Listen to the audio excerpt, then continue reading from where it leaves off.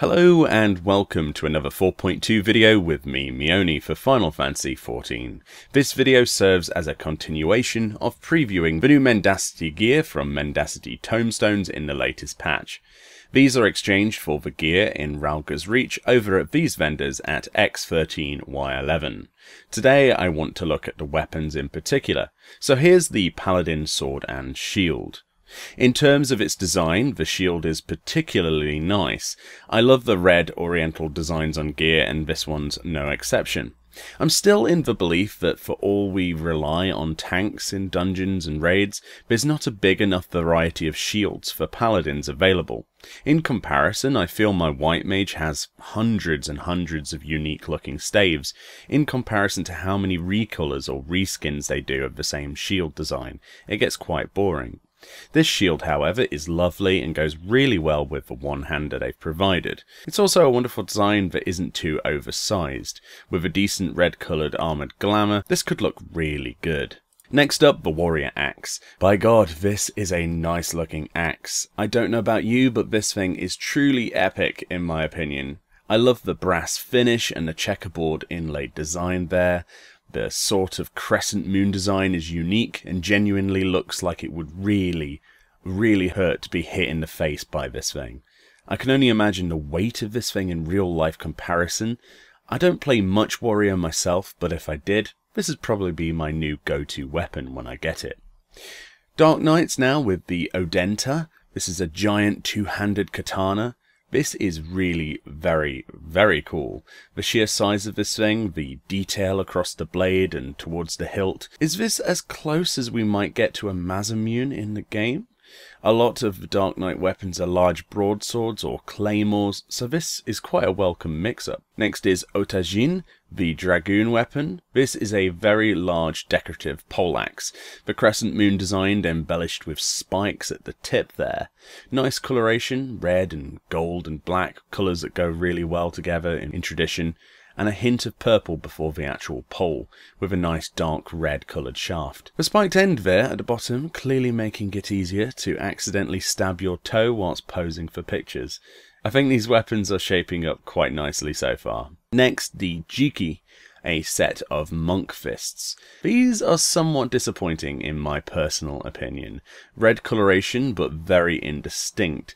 They're small, and I've always felt there are so many other design ideas they could follow for fist weapons that exist all across pop culture in our world. We've had Vega knuckles and spiked fists, but I want to see blades that animate out of each finger, sort of like Wolverine. Or they could have used crescent moon-shaped blades at the end of these flat surfaces, which would actually suit their armor set idea with a crescent moon design much better than what they've gone for here. It just seems lacking to me.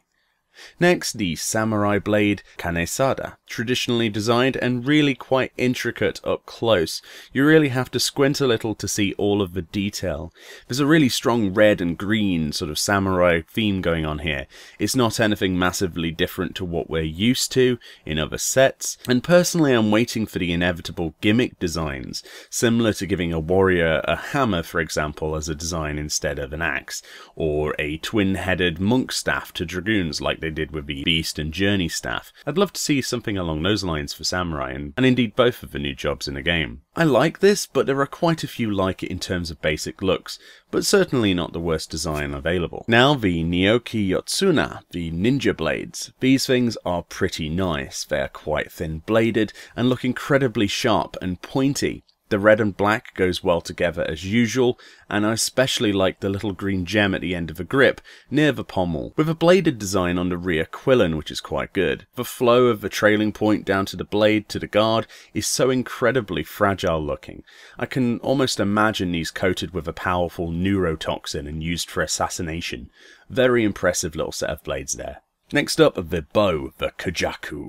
This is a nice bow design. The most prominent part of the design, as you can clearly see, is the bird atop the upper knock joint there, spiraling the neck around the lean point towards the shoulder and step joint of the bow.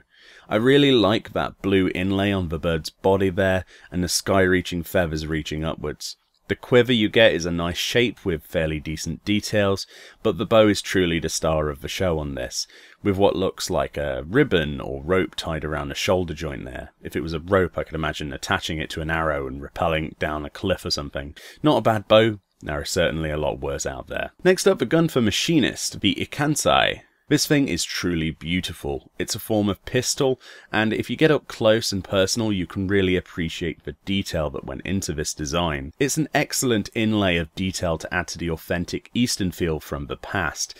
I love the use of coiled white rope, possibly to simulate the idea of fuses or something.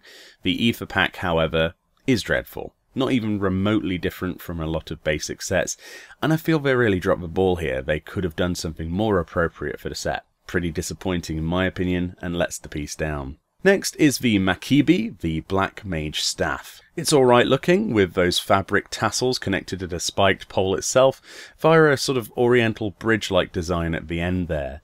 This I think is probably up there with the monk weapon, however. It's different, but I don't think it's really as elaborate as they could have gone with the theme itself. However, if simplicity is your gig, then this could be pretty good for you. I don't know, it just feels again like it's lacking something. Next is the first of two books. This, the Summoner book, the Kyushu.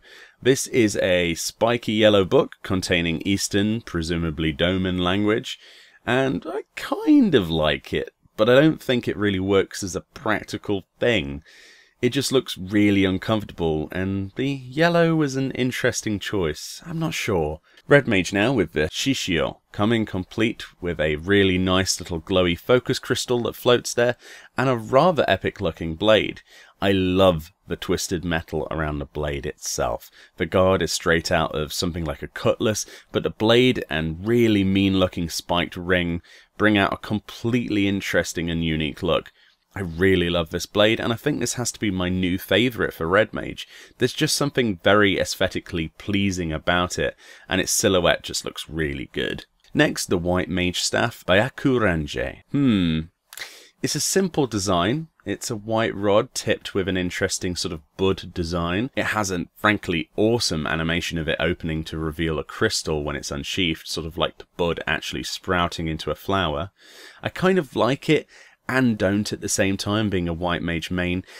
I like it because the animations are really cool and the designs are generally pretty nice and good, but it's the rod itself. It looks too bland, like, again, it's missing something missing. Maybe some oriental designs or a patterning down it would, change my mind. The opening bud is hard to say no to, but I wish more sets would have more animated parts associated with them and have decent designs to go with them. I don't know. I'm on the edge of that one. Next, the second book, this time for scholars. This is the Kyushu, another spiky book. This time it's red with the spikes being silver or a metallic colour. Again, it's the practicality that worries me a tad, but it's not the worst looking book in the game by any means. There's some really bad level 60 stuff. I just don't feel it's really a step towards the theme they went for in their design brief.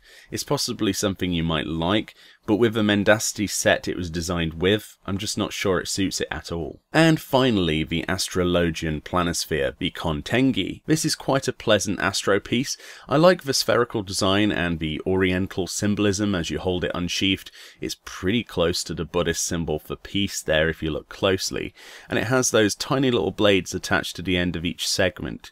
Black and gold works really well, obviously, and the gyroscope in the centre is beautifully detailed. All in all, I really like this piece, and the cot sleeve is suitably coloured to go with it, unlike the ether pack for Machinist Weapon, which I still can't get over. It's really disappointing, that is. And in general, all of these weapons offer something different, some more than others, and obviously my opinions are just opinions. I want to know what you think of this gear down below. Do you like it? Will you use any of these pieces' actual looks, or will you just glamour them away? Thank you kindly for watching, leave me a like below, and I'll see you all next time.